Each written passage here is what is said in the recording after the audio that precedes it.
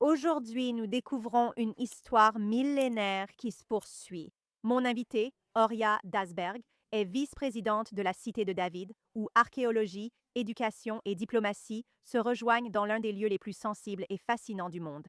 Je suis Ashley Waxman Bakshi. Ceci est un entretien en tête-à-tête.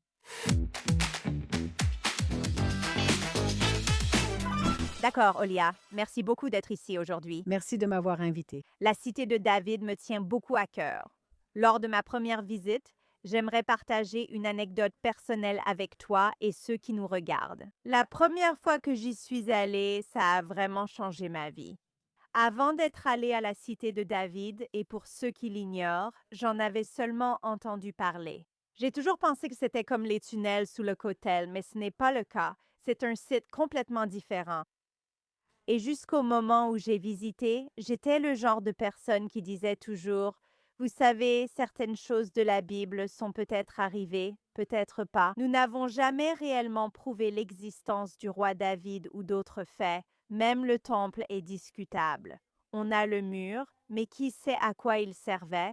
Donc, vous savez, j'ai toujours pris tout ce qui est écrit dans la Bible avec un peu de recul. Ce que je pense que beaucoup de gens font, même s'ils croient, ils se demandent quand même, vous savez, quelle part est factuelle et historique. Lorsque je suis allée pour la première fois visiter la cité de David et qu'on m'a montré des artefacts qui avaient été découverts et qui avaient été datés de la même période, vous savez, la période du premier temple, et qui portaient les noms réels des personnes mentionnées dans la Bible.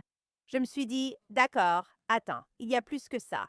Et quand tu y vas, tu sais, j'ai eu la chance d'être emmenée en dessous, tu sais, là-haut. Ce n'est pas encore officiellement ouvert au public. Aucun doute. Donc pour moi, ça a vraiment changé ma perspective sur le fait de croire ou non. Pas les 5 livres de la Torah, mais les parties suivantes, tu sais, l'époque des prophètes et ce qui a été écrit sur nos rois. Jusqu'à maintenant, où je suis sûre, sans aucun doute, que c'est un livre qui a écrit notre histoire. La cité de David a toujours été un lieu très spécial pour moi. Et je pense qu'en général, chaque fois que quelqu'un vient visiter Israël et qu'on me demande, genre, où est-ce que je dois aller, tu vois? Est-ce que je dois aller au souk? Est-ce que je dois aller à la plage? Je dis, attends, commence par la cité de David. Wow! Ta présence aujourd'hui était essentielle pour que tous découvrent l'histoire de la cité de David. Tout d'abord, je suis ravie de t'entendre parler. C'est incroyable pour toi. Pas à 10, 12 ou 13 ans, sauf peut-être pour la bat mitzvah ou bar mitzvah. Soudain, adulte, tu vis un événement, découvres du nouveau et tout semble s'éclairer. Je ressens pareil, même si je suis née et ai grandi en Israël. Je suis devenue la fille la plus chanceuse du monde en travaillant dans la cité de David. Soudain, j'ai senti que c'était vrai, sous mes pieds et mon siège. En marchant là-bas, je me sens connectée. Et la façon dont tu as présenté cela, soudain quelque chose t'est arrivé, soudainement. Je suis retournée 13 ans en arrière pour ressentir exactement cela. Et chaque jour, je viens dans la zone de fouille, il se passe quelque chose de nouveau et je vois que tout le monde est tellement excité. Tous mes collègues qui travaillent là-bas. Il se passe vraiment quelque chose de fort là-bas et je suis heureuse que ce ne soit pas seulement pour nous, les personnes qui y travaillent, mais que toi aussi, tu aies ressenti exactement la même chose. Quelque chose de fort se passe là-bas. Ce n'est pas une question de foi, mais de fait. Absolument. C'est ce qui est si intéressant maintenant dans la cité de David. Ce n'est pas une question de foi, c'est une question de fait. Et à chaque fois que tu viens, et en fait tu viens souvent, Oui. à chaque fois que tu viens, tu vois quelque chose qui renforce encore plus ce sentiment. Oui, c'est pourquoi j'ai amené ma famille, mon mari et mes enfants, et tout le monde devrait y aller. Alors, commençons un peu par le début, parce que les personnes qui n'y sont jamais allées ou qui ne savent pas ce qu'est la cité de David doivent sûrement se demander de quoi parle-t-il. Expliquez-nous où se trouve la cité de David, où est-elle située physiquement, en quoi est-ce différent de l'endroit où on s'attendrait à la trouver, et comment a-t-elle été découverte?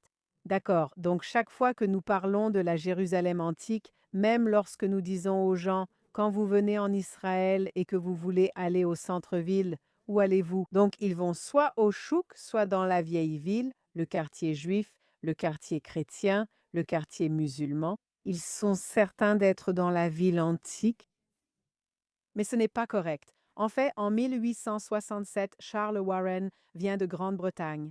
Il a été envoyé par la reine Victoria. envoyé en Israël pour enquêter discrètement. Il travaillait en archéologie et voulait creuser sous l'esplanade du temple, mais le Waqf à cette époque s'y opposait. Ils lui ont dit: Vous êtes très sympathique, mais vous ne creuserez pas ici. Puis ils l'ont expulsé. Il était contrarié, mais avant de rentrer, il a dit: D'accord, promenons-nous un peu. Et il a commencé à marcher dans la partie sud de la vieille ville, juste à l'extérieur du point Chara du mur, Oui, l'une des portes. l'une des portes. Il a commencé à marcher là-bas, comme dans la vallée du Cédron, et soudain il a vu un petit tunnel qui entrait à l'intérieur. Il est entré. Il regarde vers le haut, il grimpe, et il sort de nulle part, au milieu d'un champ de pommes de terre. Il n'y a rien là-bas. Et il regarde à droite, il regarde à gauche, il regarde au nord, il regarde au sud, et il dit: Attends une minute. Je crois que je viens de trouver la cité de David, l'ancienne cité de David. La ville au nord, avec ses 4 quartiers, et le mont du Temple, où se trouvait autrefois le Temple. Ceci est la nouvelle vieille ville, elle n'a que quelques centaines d'années. Mais en observant la ville antique où le roi David a choisi d'établir le royaume juif, le royaume israélien, c'est ici que cela se passe. Et il ouvre la Bible et il lit sur Yoav ben Tsuriya, qui vient de l'intérieur du tunnel, pour conquérir la ville de l'intérieur, parce que la ville était entourée de très grands et solides murs. Et Yoav ben Tsuriya, comme nous le lisons dans la Bible, entre exactement dans le même tunnel que celui qu'a emprunté Charles Warren. Il entre, ouvre les portes, et les armées envahissent la ville, qui est ainsi conquise. Et il en est absolument certain. J'ai trouvé l'ancienne cité de David. Depuis lors, plus de 150 ans plus tard, nous voyons de nombreux archéologues venir fouiller, et maintenant nous sommes absolument certains qu'il s'agit de l'ancienne cité de David. Et chaque jour, nous mettons au jour 3000, 2000 ans d'histoire, ce qui est un très très grand privilège pour nous, dans cette génération, de découvrir notre propre histoire datant de 3000 ans. C'est donc intéressant aussi parce qu'après la découverte, on commence à se dire: ah oui, en fait, ça a plus de sens. C'est vrai, Tu sais, selon les histoires et comment les choses se passaient il y a 2000 ou 3000 ans, il est logique que les gens vivaient ainsi. Pas juste à côté du temple, non? Oui, sur place, tu réalises que ce n'est pas si loin. C'est à 5 minutes à pied, non? Mais ça n'a pas de sens. Et moi, tu sais, en tant que touriste venant en Israël, avant d'y vivre, j'avais l'habitude de venir dans la zone du Kotel et ce qu'on appelle la vieille ville. Enfant, je trouvais étrange qu'il y ait un grand temple et que tout le monde vive dessus. Ça semble bizarre. Au lieu le plus sacré que tu construis, il y a le marché et les gens vivent les uns sur les autres. Après l'avoir vu et entendu l'histoire, tu comprends que c'est logique. Alors, dites-nous, quand avez-vous commencé ce projet de fouille et de découverte? Et aussi, tu sais, juste avant ça, en 1867, quand cela a été découvert pour la première fois, comme tu l'as dit, il n'y avait rien là-bas, n'est-ce pas? Même les quartiers arabes et juifs n'étaient alors que des champs. oui, absolument rien là-bas. Tout ce qu'on voit aujourd'hui en marchant dans la cité de David et autour, ça a 100 ans, un peu plus, un peu moins. Toutes les maisons là-bas, c'est très récent quand on parle en milliers d'années, tu sais. N'est-ce pas? Et c'est incroyable que sur un lieu aussi ancien et sacré, on voit soudainement une ville moderne. Mais vous savez, dans la Kabbale du Shabbat, à chaque Shabbat que nous célébrons, le soir du Shabbat, nous disons dans les Shadodi, Venivneta ilal Tila. Nous construisons une ville sur la colline, sur la ville ancienne, tant que nous donnons et honorons l'ancien. Nous le faisons. Nous pouvons construire une couche sur l'autre, une couche sur l'autre, et je trouve que c'est vraiment beau que nous venions aujourd'hui et que nous voyions la vieille ville. Mais nous nous en sortons grâce à des ingénieurs très ingénieux qui nous aident, d'accord, pour découvrir ce qu'il y a en dessous, N'est-ce pas? et ça, c'est ça. C'est incroyable que je pense juste qu'il n'y a pas beaucoup de villes dans le monde où l'on creuse sous les maisons. Non, nous en parlerons, notamment de la complexité liée à la présence de personnes vivant sur un site archéologique. Nous y reviendrons bientôt. Quand le projet a-t-il vraiment commencé à explorer cela? Et pendant de très très nombreuses années, c'est pour cela que j'ai mentionné le fait qu'il n'y avait rien là-bas. Il y avait des documents montrant que ce Britannique avait découvert la cité de David, mais ensuite, pendant plus de 100 ans, rien n'a été fait à ce sujet. Racontez-nous depuis sa découverte jusqu'à l'établissement de la cité de David. Et vous avez décidé de vous lancer dans le projet de fouilles archéologiques. D'accord. Donc il y avait quelques missions venant du monde entier pour creuser un peu, mais il ne se passait vraiment rien là-bas. Et c'est assez triste. Je dois dire que même en 1948, lorsque l'État d'Israël a été établi, personne n'a pris cette zone. Comme tu le dis et le ressens, chaque fois que je viens là-bas, c'est dans mes tripes. Il s'y passe quelque chose de très fort. Personne n'a rien fait à ce sujet. Et ce n'est qu'il y a 31 ans que notre président directeur général, notre président de l'association de la Cité de David, a décidé.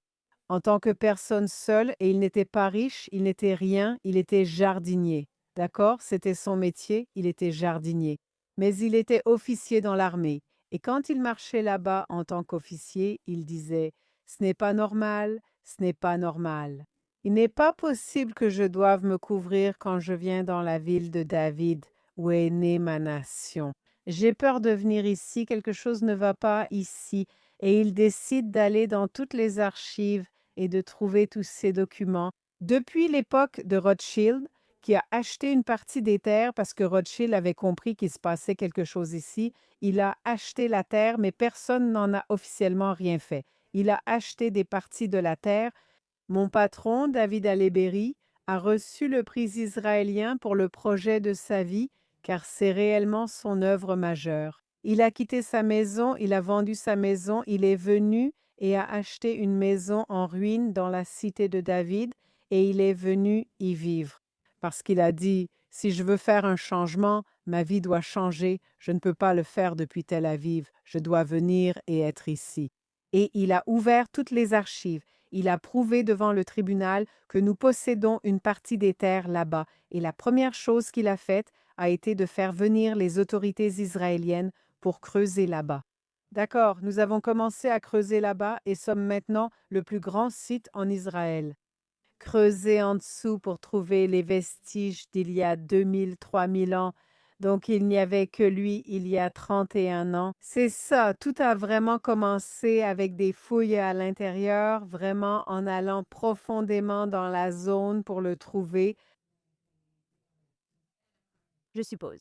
Je veux dire, il savait, parce qu'il avait ce pressentiment, évidemment. Et c'était une passion brûlante en lui. Il savait qu'il allait découvrir quelque chose, mais rien n'aurait pu le préparer à ce qu'il a trouvé. Absolument pas, je dis. J'aimerais être un ange dans son rêve pour comprendre ses rêves quand il décide.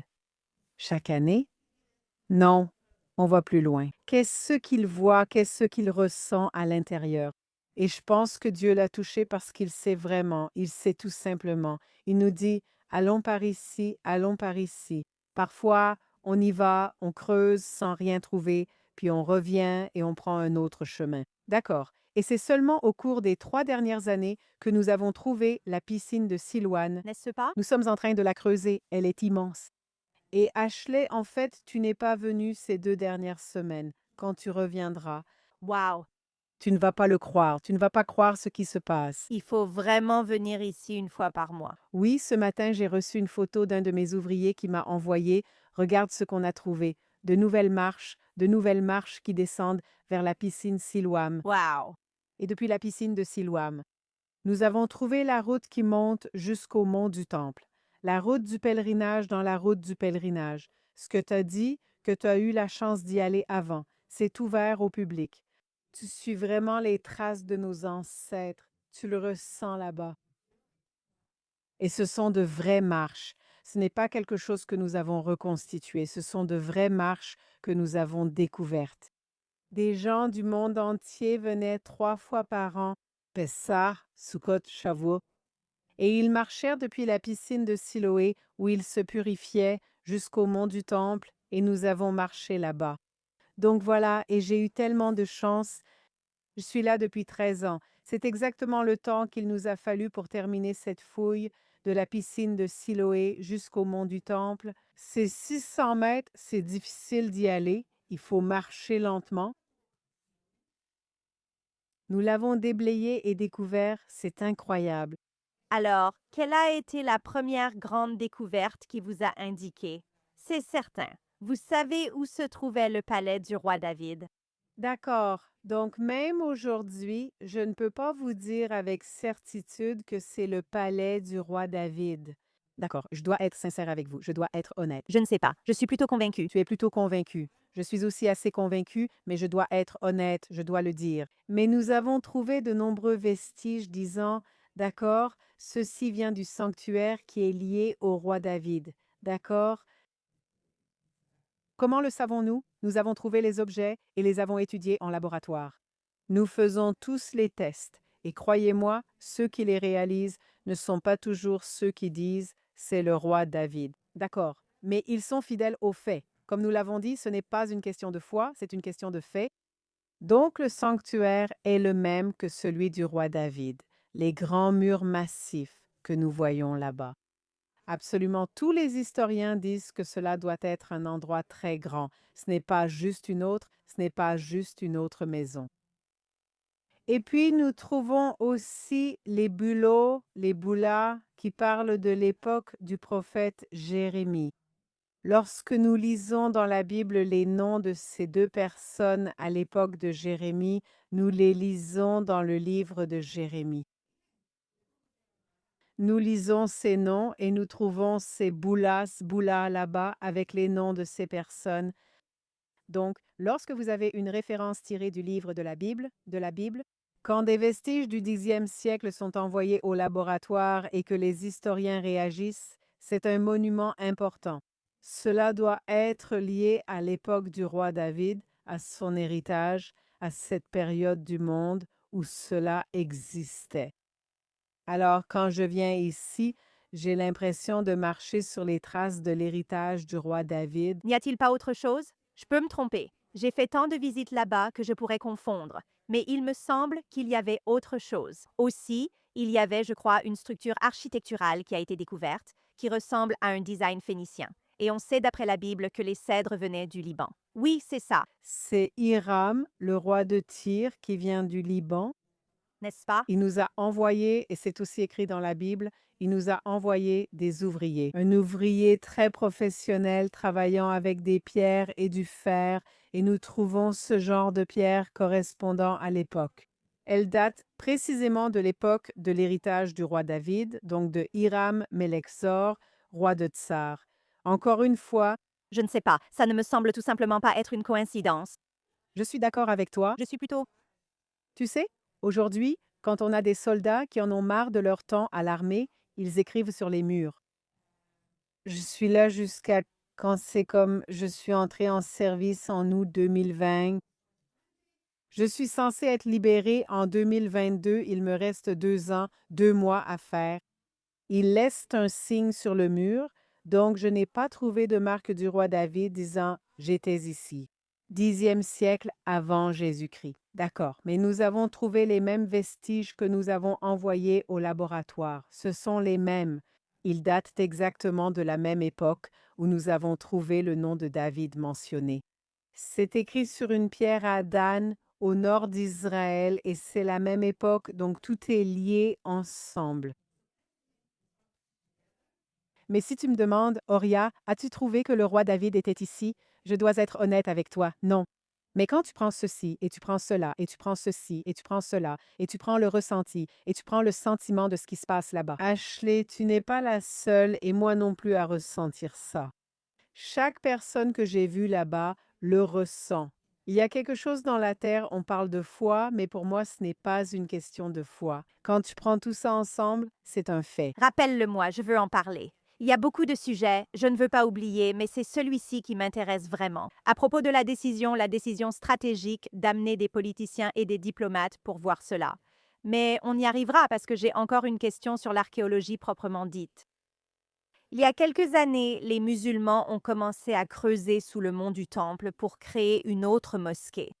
Et ce qu'ils ont fait, c'est qu'ils ont essentiellement creusé un tunnel et toute cette terre et cette poussière qui ont été découvertes. Vous savez, sans penser à combien d'artefacts archéologiques pourraient s'y trouver, ils ont pratiquement, ou je dirais illégalement sur le plan éthique et moral, pris toute cette terre et l'ont simplement déversée quelque part. Les archéologues de la cité de David ont déclaré: si tout cela provient vraiment de ce site important, il doit forcément y avoir quelque chose là-bas. Vous avez commencé à tamiser et trouver des choses incroyables. Et si je ne me trompe pas, l'une des choses que vous avez trouvées était comme un petit rouleau qui contenait la prière du prêtre. Ça ne vient pas de là? Oh, ça ne vient pas de là. C'est un site à côté. À côté. Pour moi, c'était intéressant de voir comment cela remontait à l'époque du premier temple, il y a environ 3000 ans. Les mêmes mots exacts qui sont écrits dans mon livre de prières aujourd'hui sont écrits sur ce petit parchemin, ce qui prouve que vous savez, Encore une fois, une autre preuve. oui, ces prières sont authentiques. J'ai entendu des gens le dire et j'ai suivi un cours à l'université au Canada. C'était sur les 3 grandes religions et c'était vraiment d'un point de vue historique du cours et c'était aussi d'un point de vue très athée concernant les 3 religions.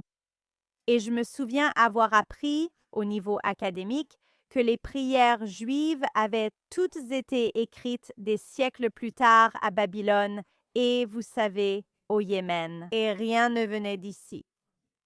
Et puis, on découvre ceci qui date d'il y a 3000 ans. Et ça a complètement remis en question tout ce que j'avais appris au niveau académique. Donc, c'était quelque chose de vraiment fascinant pour moi. Mais je veux revenir sur le fait que, en gros, cette tentative de creuser cette mosquée sous l'esplanade du temple était essentiellement aussi, vous savez, parce qu'ils ne l'ont pas fait d'une manière où ils ont essayé de préserver les découvertes archéologiques qui s'y trouvaient. On peut seulement supposer qu'ils voulaient aussi éliminer toute preuve historique que les Juifs ont un lien avec l'esplanade du temple. Mais ce qui s'est finalement passé, en examinant et tamisant ces décombres, vous avez trouvé bien plus de preuves de la présence d'un temple et d'une présence juive sur ce site. Alors, parlez-nous un peu de ce que vous avez découvert grâce à cela et expliquez-nous un peu la politique qui entoure les fouilles. Et où nous sommes autorisés à creuser, où nous n'avons pas le droit de creuser et qui fait quoi. Oui, excellente question. 2 ans après le 7 octobre, nous faisons face à une véritable guerre terroriste. D'accord, il y a une autre guerre qui dure depuis très longtemps, c'est la guerre diplomatique, qui est une guerre très, très difficile à laquelle nous faisons face. Et c'est une guerre. C'est une guerre parce que it's, nous faisons face exactement à ce que vous disiez. Les gens essaient de démolir tout ce qui appartient à notre histoire, à nos ancêtres, à notre héritage. D'accord? Et quand vous dites qu'ils ont nettoyé la zone pour construire leurs propres choses, ce n'est pas juste pour nettoyer la zone. Il y avait un but très important derrière cela. Et quand nous creusons, on nous pose beaucoup de questions. Pourquoi creusez-vous ici? Pourquoi faites-vous cela? Et il y a eu des années pendant nos fouilles où c'était un peu effrayant, comme si quelqu'un allait nous arrêter, qu'il n'aimait pas ce que nous faisions. Pourquoi pas? Parce que nous mettons peut-être les maisons au-dessus en danger. Non, parce que nous faisions tout exactement selon les règles. Oui, Tu dépenses beaucoup d'argent pour gagner beaucoup d'argent et t'assurer qu'il n'arrive rien aux maisons au-dessus de nous. Les gens faisaient beaucoup d'efforts, mettaient beaucoup d'énergie pour nous empêcher de creuser, parce qu'ils ne voulaient pas que nous comprenions et que nous apportions les preuves de notre histoire. D'accord, c'est bien ce que vous dites, et cette grande guerre continue aujourd'hui. Et c'est pour cela que nous faisons tant d'efforts maintenant, parce que nous devons apporter les preuves que nous étions ici. La nation juive est née à Jérusalem, elle est née ici avec le roi David lorsqu'il a uni le royaume et décidé de construire le temple. C'est pour ça que nous le faisons, comme tu l'as dit, quand nous avons tout pris, parce que lorsque nous avons demandé à creuser sous le mont du temple, très prudemment, avec des matériaux très, très spécifiques que nous utilisions pour creuser, on nous a dit, pas ici, c'est trop sacré, n'entrez pas. et puis qui a dit non. C'était l'autorité, les autorités israéliennes, les autorités israéliennes. Non, je pense que c'est important parce que pour nous, c'est évident, mais les gens qui regardent ne comprennent pas forcément. Ce n'est pas les musulmans qui t'ont dit non, ce sont nos propres autorités israéliennes qui l'ont fait. Ils ont dit N'entrez pas, c'est trop risqué. N'y allez pas. C'est trop dangereux à cause de la situation politique dans le monde. c'est trop explosif. Oui, donc laissez cette fouille dans la partie sud, laissez cette partie, et puis soudain toutes ces tonnes de terre qui en sortent, alors très vite, nous y sommes allés. Je ne sais pas combien nous avons perdu, d'accord. Je ne sais pas combien nous n'avons pas eu. Ou peut-être ce qu'ils ont trouvé et qu'ils ont emporté. Oui, Je ne sais pas, mais nous l'avons pris et amené des familles. Ce n'était pas que nous avons fait venir des familles du monde entier. Aujourd'hui encore, c'est possible. Tu viens à Emek Zurim comme toi, Ashley, tu prends un tamis et tu tamises toi-même. Et à chaque fois que tu viens, tu trouves quelque chose de l'époque ancienne. Alors, qu'est-ce qu'on a trouvé? On a trouvé des bijoux, on a trouvé des pièces, beaucoup de pièces, et tu sais, des pièces de l'époque ancienne. Elles racontent une histoire, oui, elles racontent une histoire. Nous étions ici, comme on l'a dit, quelqu'un a écrit sur le mur. Autrefois, ils gravaient et racontaient l'histoire sur des pièces. Certaines disaient pour la liberté de Sion. n'est-ce pas? D'accord. Lors de la révolte du Second Temple, les pièces disent c'est écrit dessus. Première année de la révolte, deuxième année de la révolte, troisième année de la révolte, quatrième année de la révolte, et c'est tout. La révolte s'est achevée avec le temple en feu. Tout le monde est parti en exil. J'ai aussi entendu des gens dire eh bien, alors pourquoi ne voyons-nous pas l'image du roi David, par exemple, sur la pièce? Et il est important que les gens comprennent cela. Selon la religion juive, c'est de l'idolâtrie. Donc les Juifs ne pouvaient pas mettre l'image du roi sur la pièce. Exactement. Et vous savez qu'aujourd'hui, nous réalisons des films qui sont présentés aux gens dans la cité de David quand ils viennent. Parce que c'est très important, c'est très difficile à comprendre. Vous voyez les vestiges étaient. Pour certains comme moi, c'est difficile à imaginer. Imaginons le palais, imaginons la maison. On diffuse des vidéos sans jamais montrer le visage du roi David, car ce n'est pas pertinent. Nous ne savons pas vraiment non plus à quoi il ressemblait. En fait, nous ne savons pas, et je sais, À part qu'il avait les cheveux roux, des cheveux roux, je veux que les gens imaginent son apparence, surtout les enfants, mais aussi les adultes, car nous avons tous un enfant en nous. Quand il vient se promener dans la ville de David et qu'il voit et qu'il apprend sur le roi David et tout ça, je veux qu'il se demande, cet enfant ou cet enfant en moi, s'il était berger et qu'il était, vous savez, le garçon pas très aimé de la famille et qu'il est devenu roi, qu'est-ce que ça veut dire pour moi? Qu'est-ce que ça veut dire pour moi? Est-ce que je peux faire plus que ce que je fais aujourd'hui? Est-ce que je peux devenir une leader plus que je ne le suis aujourd'hui? Ce type de question, sans l'image de la personne, stimule encore plus votre imagination. Donc, je pense que la Bible et le livre des lois juifs, quand ils ont dit de ne pas mettre d'image, ils étaient très intelligents. je pense souvent à une histoire. À chaque visite, je me demande où était le toit, là où il a vu. Bathsheba, c'est ça. Oui, tout le monde le fait. Je pense que beaucoup y pensent et je peux te montrer des endroits, peut-être ici ou là.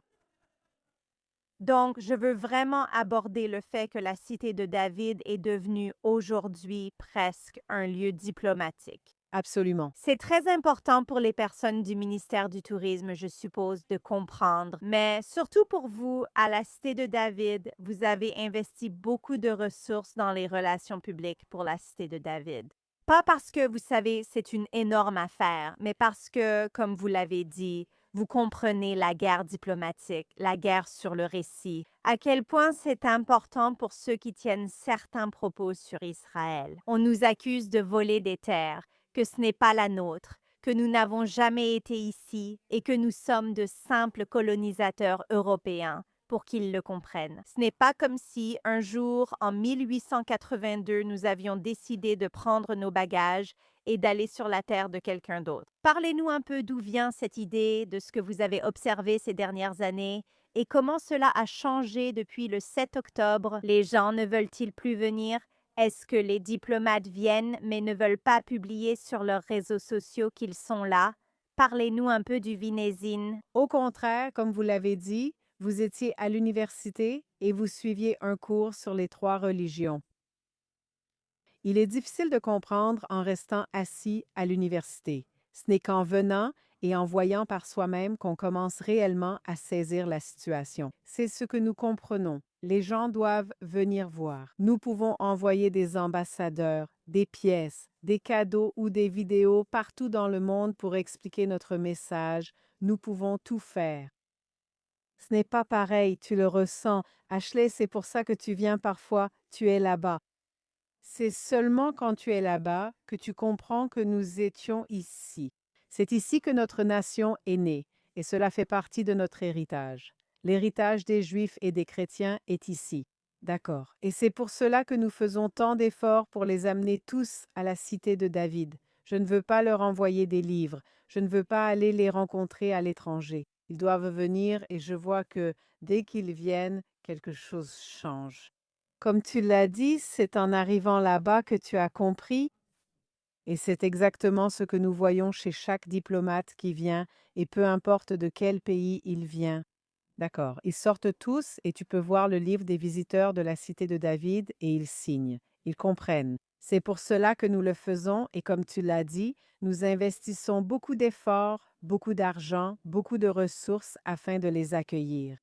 Parce que lorsqu'un diplomate vient et qu'il a besoin de beaucoup de protection, parfois, d'accord, on se dit, d'accord, c'est important, on le fait. Oui, nous investissons beaucoup de ressources, car c'est la seule solution. Et nous avons tellement de chance d'avoir l'opportunité de montrer aux gens les preuves dont ils ont besoin, qu'ils recherchent. Je dois dire qu'après le 7 octobre, tellement de personnes cherchent une connexion, il manque quelque chose. Ils veulent comprendre pourquoi cela nous arrive-t-il.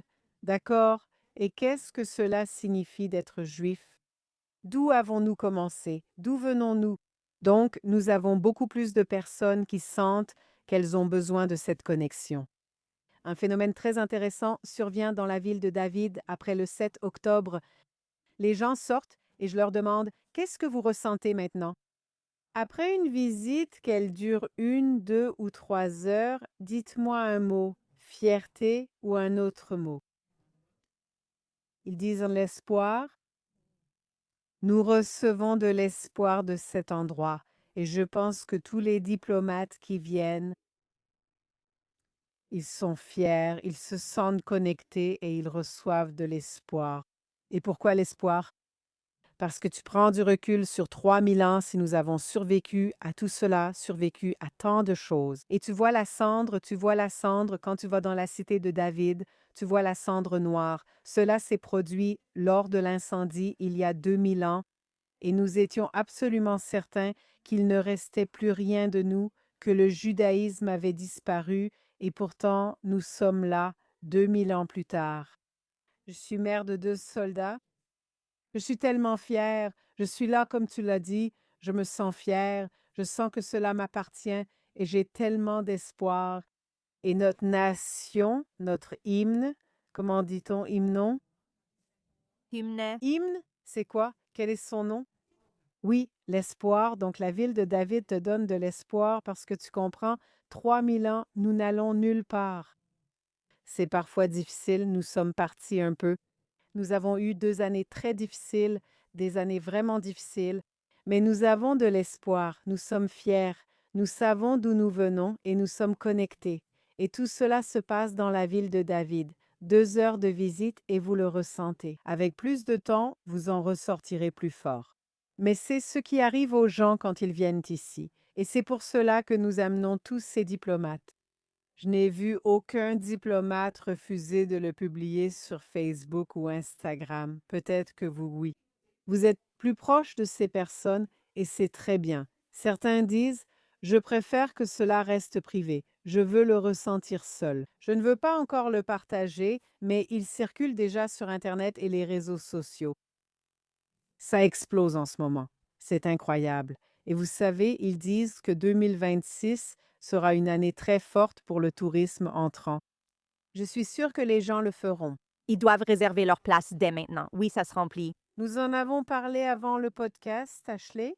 Nous avons discuté du fait qu'à chaque fois que le peuple juif, le peuple israélien obtient quelque chose, ils sont brisés, ils sont écrasés. Quelque chose de très difficile se passe. Il y a quelque chose de grand qui arrive après cela et tu parlais de l'épanouissement de la technologie qui va se produire et je le ressens aussi à travers cette fierté dont tu parles. Personne n'aura honte de dire je visite la ville de David. Ils diront oh mon Dieu, je n'y suis pas allé depuis quelques mois, il faut que j'y retourne. Voilà ce que je ressens. J'espère avoir raison. C'est ce que je vois maintenant, c'est en train de se produire et nous recevons tellement de demandes. On veut venir, on veut venir, on veut venir. Vous savez, nous venons juste d'ouvrir un site pour un petit hôtel dans la ville et il est déjà complet. C'est incroyable. Waouh, c'est incroyable. Oui, Je voulais évoquer les accords d'Abraham. oui, Si tu as des histoires, si tu pouvais partager quelque chose. Je suis sûre que c'était une période très excitante, la première fois qu'on accueillait des délégations, sûrement du Maroc ou des Émirats arabes unis. Y avait-il une certaine forme de scepticisme au début? Et puis aussi, ils ont vécu, tu sais, des expériences qui ont changé leur vie. Est-ce qu'il y a quelque chose que tu pourrais partager avec nous à ce sujet? eh bien, en fait, je pense qu'il n'y a pas encore assez de missions issues des accords d'Abraham qui viennent en Israël en général et dans la cité de David en particulier. Donc, cela va prendre du temps, mais tu sais, quand nous parlons à ces missions, nous parlons du monothéisme. Nous croyons en un seul Dieu et prions 3 fois par jour, nous, le peuple juif. Qu'il viendra un jour où nous, les 3 nations, les 3 religions, nous tiendrons ensemble et dirons, il n'y a qu'un seul Dieu. Ushmo Ishad. D'accord, il n'y a qu'un seul Dieu. Nous prions 3 fois par jour. Donc, lorsque nous parlons à ces délégations, nous mettons en avant ce genre de discours que nous voulons tenir. Et quand nous parlons de ce que nous espérons pour Jérusalem, où voulons-nous tous la voir? D'accord, cela n'arrivera sans doute pas dans les prochaines années, mais si nous gardons espoir et savons où aller et ce qui va se passer, là où nous visons, alors nous pouvons en parler à la base. Et je pense que la cité de David est exactement l'endroit où nous devrions en parler. Nous ne devrions ni nous excuser ni avoir peur. Aucun de nous, le triangle, chrétien, musulman, juif, judaïsme, je pense que la cité de David sera l'endroit où cela va se produire. Je suis totalement d'accord. Je suis sûre que tu vois de quoi je parle. Tu l'as sûrement vu ou aperçu des copies. Il y a une sorte de brochure qui a été écrite il y a environ 100 ans et elle a été écrite, si je ne me trompe pas, par Walkforth. Oui, c'est ça. Et c'est comme des instructions sur la façon dont tu devrais, tu sais, être modeste et correct. Entrez sur le mont du temple et il est spécifiquement indiqué là-bas le temple du roi Salomon. Exactement. Il y a 100 ans, aucun musulman ne niait que c'était le temple du roi Salomon et un lieu saint pour les Juifs. Le changement de récit que nous avons vu au cours des 100 dernières années est un revirement total. Et j'espère qu'à travers des lieux comme la cité de David, les gens pourront essayer de se débarrasser de la propagande et revenir aux racines. Je veux dire, l'histoire de l'islam n'efface pas le fait que le temple du roi Salomon se trouvait là, n'est-ce pas? En fait, beaucoup de prophètes sont les mêmes prophètes, n'est-ce pas? Ce sont des choses que je trouve stupéfiantes, qu'on ne peut pas expliquer alors qu'ils croient aux mêmes prophètes que nous. Que nos prophètes ont écrit et parlé du temple du roi Salomon, du palais du roi David. Comment pouvez-vous le nier soudainement? J'espère donc qu'avec les délégations, Le changement viendra. Ils doivent être patients. Le changement viendra et nous devons l'être. Vous savez, les accords d'Abraham, comme vous l'avez dit, nous étions habitués au fait que les accords de paix portèrent le nom de l'endroit où ils étaient signés. n'est-ce pas? Oslo, comme David. Soudain, quelqu'un arrive, accord d'Abraham. Rappelons-nous pourquoi nous venons du même Père, nous pouvons être de bons frères et sœurs, nous pouvons. Et je crois qu'il y a un groupe très petit et extrême qui fait tellement de mal aux musulmans et bien sûr à tout le monde. Mais au fond de moi, je crois et je dois croire parce que sinon il n'y a aucune raison de se lever le matin. Au fond de moi, je crois vraiment qu'il y a un très grand groupe qui veut vivre en paix. Et ils comprennent que nous venons du même Père et que Jérusalem peut être pour nous tous. Je ne pense pas que cela arrivera de mon vivant, ce qui me rend très triste, mais j'y crois. Et nous devons tout faire pour que cela soit possible pour la prochaine génération. D'accord. Et je crois que la ville de David va jouer un rôle très, très important dans cette histoire. Moi aussi. C'est ce que nous faisons pour la prochaine génération. Nous créons la plateforme pour que ces accords d'Abraham puissent venir et se construire sur la ville de David. Et Nivneta Ilaltila, comme dit, la ville sera bâtie sur la colline en construction. C'est intéressant et je suis tout à fait d'accord. J'ai eu exactement le même sentiment quand j'étais à Hébron, n'est-ce pas? On ressent un peu la même chose là-bas, où vous savez, Ismaël et Isaac se sont réunis pour enterrer leur père. Exactement. Je viens de le lire il y a quelques semaines à la paroisse. Oui, oui, et donc ce sont ces mêmes choses si on revient simplement aux véritables origines des deux religions. Et souvenez-vous, souvenez-vous, C'est triste car ils ne se sont réunis qu'après la mort du Père. Peut-on le faire tant que personne n'est mort, comme maintenant, quand on est heureux et qu'on peut? nous faisons souvent la paix après les guerres, alors j'espère que le 7 octobre nous y mènera. I believe it will. J'aimerais terminer en abordant la complexité d'expliquer cela physiquement. La cité de David aujourd'hui est aussi un quartier. Des gens y vivent. Ils peuvent acheter une maison et c'est leur propriété et ils y vivent pendant que vous creusez sous leur maison. Alors expliquez-nous tout d'abord les complexités. Parce qu'il y a, si je ne me trompe pas, des Arabes et des Juifs qui vivent ensemble dans ce quartier absolument. Et juste à l'extérieur, si je ne me trompe pas, de la ville de David, il y a quelques années, il y a eu une attaque terroriste entre voisins, n'est-ce pas? Tout cela se passe dans un endroit vraiment, vraiment compliqué. Les personnes qui n'y sont jamais allées pourraient, vous savez, penser «Oh, c'est un champ ouvert, c'est un site de fouilles archéologiques». Non, pas du tout. C'est littéralement à 5 minutes de la vieille ville. Il y a de la circulation, des routes vraiment très étroites et sinueuses, sans trottoir.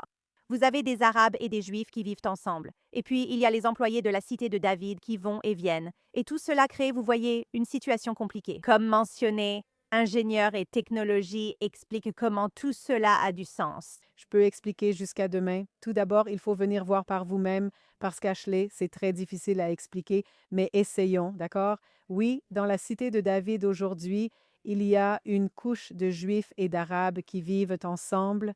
Et vous savez, ces 3 dernières années, parce que déjà à Chaume, Komot, Lors de l'opération Gardien des Murailles, oui, c'était calme et incroyable là-bas. Ça aurait dû être la zone la plus explosive d'Israël et pourtant il s'y passait quelque chose de positif. C'est pour cela que j'ai de l'espoir.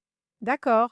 Et cet attentat terroriste dont tu as parlé, il ne venait pas d'une personne de l'intérieur, c'était un garçon venant de l'extérieur de la cité de David, un garçon arabe qui a commis cet attentat. D'accord. Et les voisins arabes étaient vraiment dévastés par cela parce qu'ils disaient nous préservons quelque chose ici pour que la prochaine génération soit meilleure. D'accord. Donc, nous avons des maisons très étroites. Je trouve ça magnifique, surtout parce que c'est tellement étroit et que tu passes entre les maisons et tout. Ce n'est pas moderne du tout avec les trottoirs cassés, mais il y a quelque chose de beau. D'accord, il faut qu'on fasse très attention quand on vient pour réparer, pour s'assurer qu'on préserve le fait qu'il y a quelque chose de très unique là-bas. Ensuite, tu montes encore d'un niveau, même au-dessus des maisons avant que je descende, même au-dessus des maisons. Tu as des zones touristiques modernes, un restaurant construit au-dessus des bureaux, un spectacle vidéo construit au-dessus d'une maison. D'accord. Donc, tu as une zone touristique, tu as des maisons, tu vas avoir le téléphérique qui arrive. sois la bienvenue là-bas. Oui, il va venir du côté ouest de Jérusalem jusqu'à la cité de David, donc c'est encore un aménagement plus élevé. C'est la couche céleste, donc nous l'avons. Ça va être sur un pont. Oui. Waouh, Ce sera dans un téléphérique reliant l'ouest de Jérusalem à la cité de David. d'accord. Dans 3 à 4 ans, nous l'aurons. D'accord. 3000 personnes par heure venant du côté ouest. Je suis tellement heureuse. Je vais te donner quelque chose de nouveau à demander que tu ne connaissais pas. Je n'arrive même pas à imaginer ça. Où placer un téléphérique là-dedans? C'est comme... Incroyable, mais ça arrive. D'accord. Comme je l'ai dit, ben, nous préparons la plateforme pour que tout le monde puisse venir parce que tout le monde voudra faire partie de ce qui va se passer dans la ville de David. Dans les prochaines années et pour la prochaine génération, Waouh! nous nous préparons. Il y a la couche supérieure, la zone touristique, les maisons, le quartier de vie commune, puis nous descendons sous terre. Nous découvrons cette ville incroyable d'il y a 2000 ans. Donc, nous avons une ville très ancienne. Il y a 2000 ans, nous avons une vieille ville datant d'il y a 150 ans et ensuite nous avons une zone touristique. Nous aurons bientôt le téléphérique. C'est comme une superposition de couches, un gâteau qui se construit là-bas. Et par-dessus tout cela, Ashley, il y a la couche spirituelle et il faut se rappeler de cela quand on vient à la cité de David. Ne restez pas seulement dans qu'est-ce que je vois. Les couches, demande-toi ce que tu veux être. Et si tu ne te poses pas cette question, Ashley, je sais que tu te la poses toujours. Si tu ne te poses pas la question, il te manque quelque chose. Où était mon esprit quand je viens visiter la ville de David? Comment cette tempête fait-elle de moi une meilleure personne? Et si nous commençons à parler ce langage, les accords d'Abraham, c'est justement que nous devons nous rappeler comment devenir une meilleure personne. Et c'est ça, l'histoire de la ville de David. Waouh, c'est tellement fascinant. Je pourrais parler de la ville de David toute la journée car même en essayant de l'expliquer à la caméra, c'est difficile à transmettre. Comme tu l'as dit, c'est impossible. Les gens doivent venir constater eux-mêmes. Merci encore d'être venu et de nous avoir offert cet aperçu de la ville de David. Je recommande vivement que vous soyez en Israël ou lors de votre prochaine visite. C'est le lieu que je recommande toujours quand on me demande qu'est-ce que je ne dois pas manquer. C'est la ville de David. Merci beaucoup. Merci beaucoup. C'est tout pour aujourd'hui. Veuillez vous assurer que si ce n'est pas déjà fait, abonnez-vous, activez la cloche et on se retrouve dans la prochaine vidéo. Prenez soin de vous. Au revoir.